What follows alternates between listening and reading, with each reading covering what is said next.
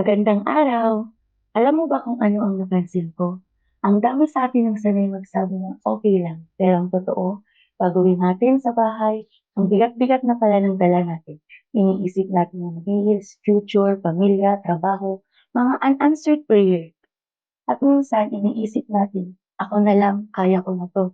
Pero alam mo ba, hindi ka naman talaga ginawa ng Diyos para buhatin mo lahat ng problema mo mag-isa.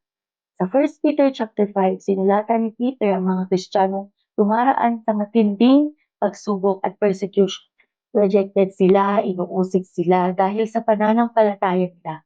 Pero imbes na sabihin niyang laban lang, may mas malalim siyang sinabi. Una, humble yourselves under God's mighty hand. Sa madaling salita, humility. Sasabihin mo kay Lord na hindi mo kaya kung wala siya. Minsan kasi yung pride natin, hindi lang yung feeling natin na mas magaling tayo. Pride can also look like refusing to surrender everything to God kasi gusto natin tayo pa rin ang may control. Pangalawa, ito yung paborito kong verse. Cast all your anxiety on Him because He cares for you. Napansin mo ba, hindi sinabi ni Peter, God cares kapag mabait ka. Hindi rin sinabi na God cares kapag malakas yung faith mo. Ang sabi niya, He cares for you. Simple, personal, pero totoo. Hindi lang powerful si Lord. He is personal. He cares about the things that keep you awake at night.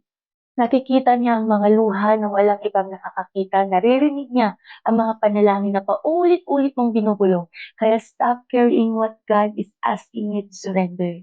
Pangatlo, sabi ni Peter, be alert kasi habang overwhelmed tayo, doon madalas pumapasok ang kaaway. He whispers lies like, hindi ka mahal ng Diyos, wala ka ng pag-asa, hindi ka na makakabangon. Pero tandaan mo, feelings can change but God's word never changes. Kaya stand firm in your faith. Kapit lang kay Lord kahit hindi mo pa nakikita ang sagot. At gustong gusto ko kung paano nagtapos si Peter. Sabi niya pagkatapos ng mga paghihirap, God Himself will restore you. Hindi sinabi na baka, hindi rin sana. God Himself will do it. Kung pakiramdam mo parang hindi na natatapos ang mga season na yan, ito ang gusto kong ipaalala sa iyo. Your pain is temporary, but God's faithfulness is permanent. Hindi pa tapos ang kwento mo. God is still working even when you cannot see it. Kaya ngayong araw, bitawan mo na ang hindi mo dapat binubuhat. Because the same God who holds the universe is also holding you. God bless you.